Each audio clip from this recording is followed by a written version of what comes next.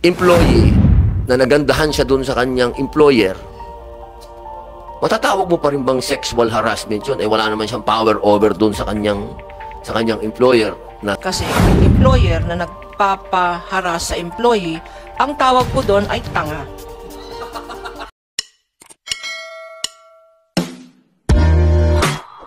Meron lang po akong kanina, napakaganda po nung sinabi ni Senator Tolentino na paano po yun?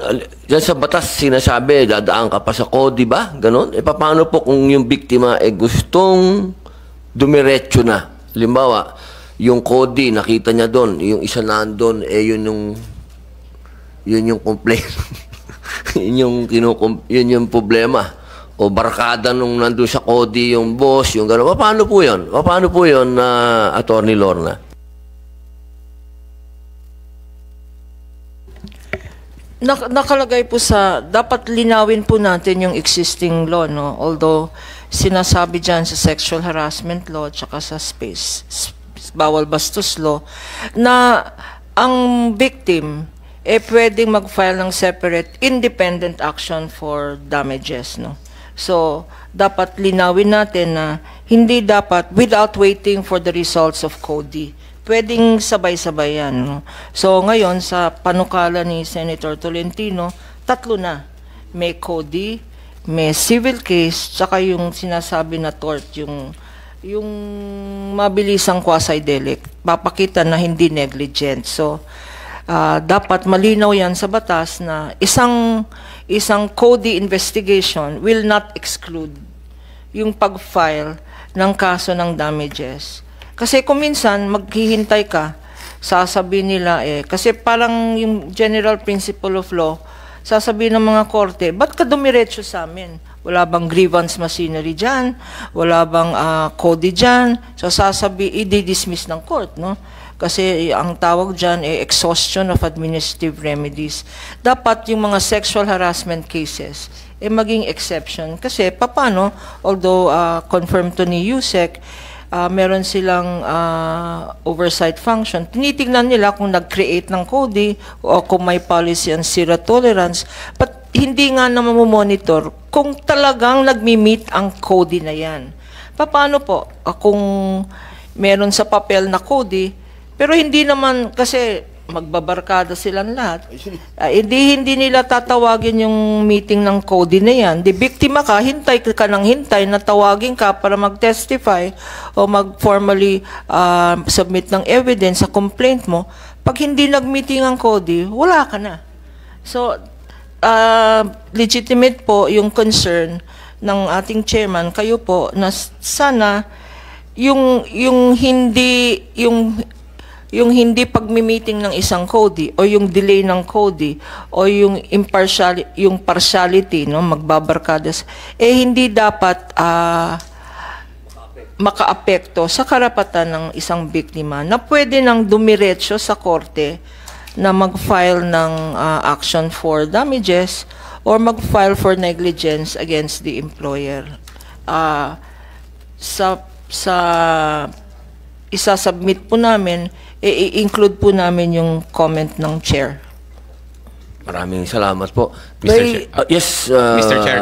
Gusto ko lang USEC, kasi sinabihan na ako dito Kailangan bubuuin ko daw yung pangalan. USEC Benjo Santos Benavides. Sir. Maraming salamat po, Mr. Chair. Gusto ko lang pong ulitin na yung sexual harassment ay isa po itong criminal offense. At bilang criminal offense, ito po ay merong civil aspect. Hindi lang po civil aspect, kundi administrative aspect. So yung administrative aspect po ay ang may jurisdiction po nito, and of course yung CODI. Sila po yung nag-iimbestiga kung may nangyari po bang sexual harassment at kung ano po ba yung karampatang penalty dun po sa respondent. And worst, ang pwede pong mai-impose na penalty ay dismissal.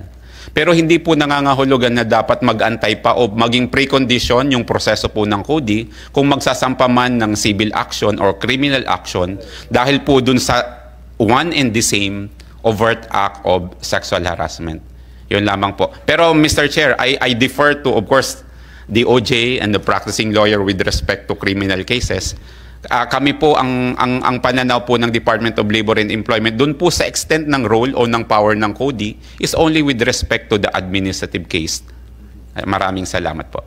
Kasi kayo na rin po ang nagsabi, Yusek, na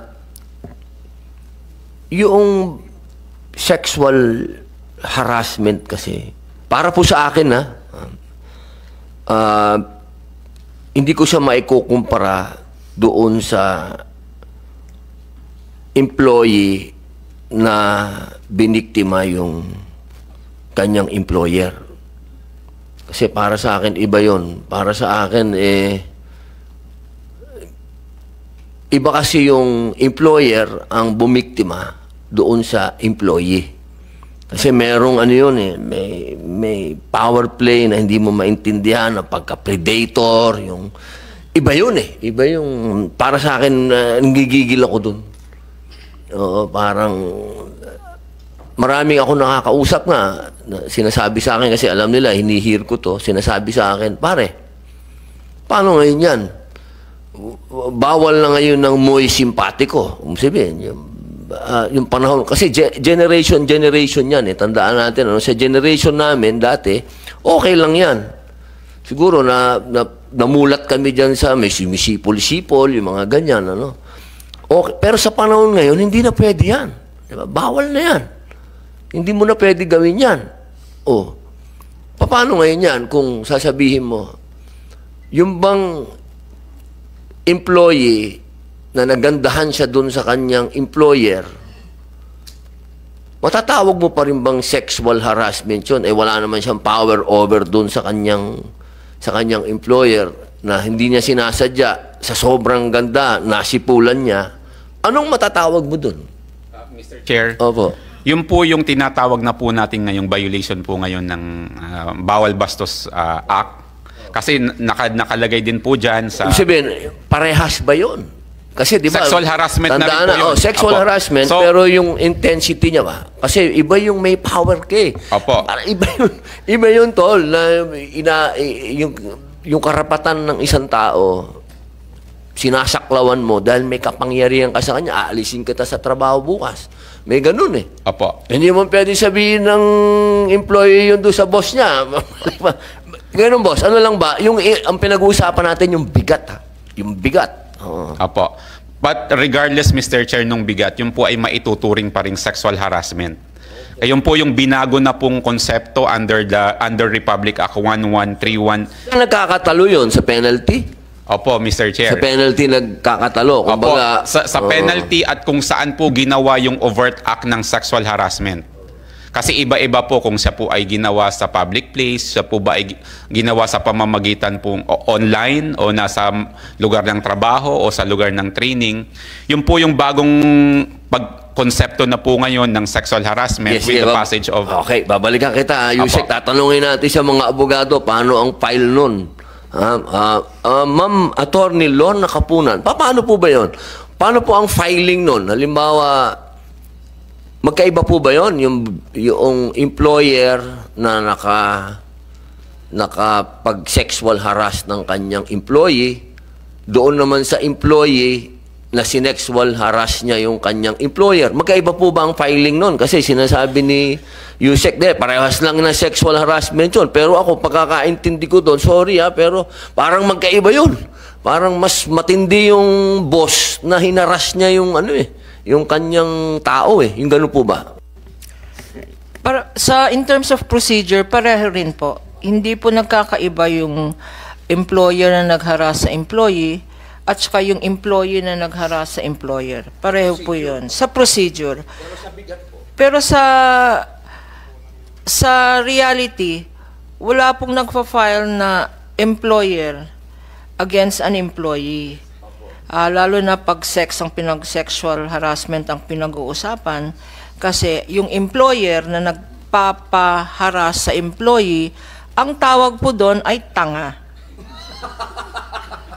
So, hindi po nangyayari yun? Hindi po nangyayari yun because kahihiyan po yun. At sasabihin ng mga bossing, sasabihin ng, hindi ka naman hinaras nag-consent ka naman.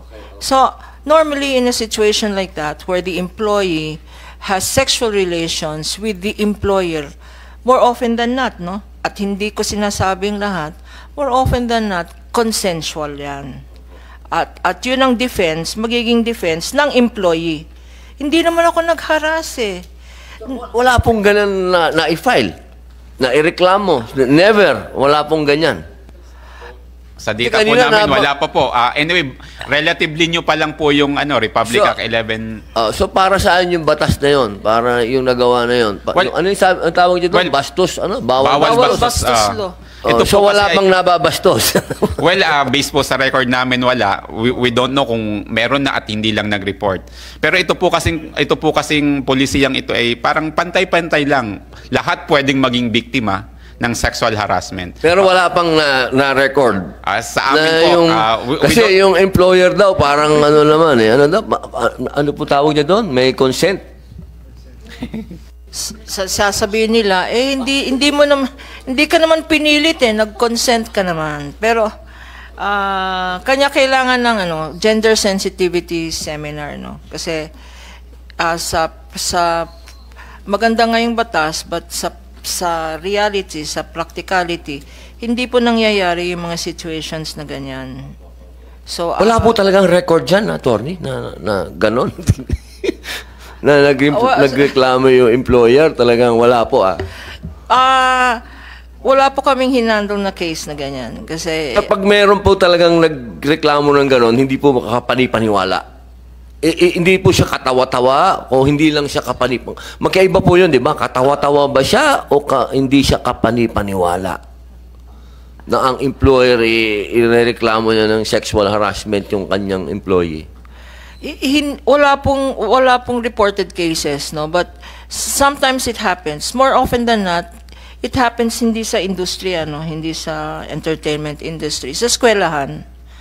Di ba? Yung mga, kunyari, yung mga estudyante, hindi sexually harassed. Yung mga estudyante, naglalagay ng chewing gum sa silya ng teacher. Ito po, magandang topic po yan. Ito naman, generation ko yun. Matagal naman siguro hindi na ako reklamo ng mga teacher ko. Lagi ako nanliligaw ng teacher ko. So, ibig sabihin, sexual harassment na yun? My baka goodness. Consensual po yun. Hindi po.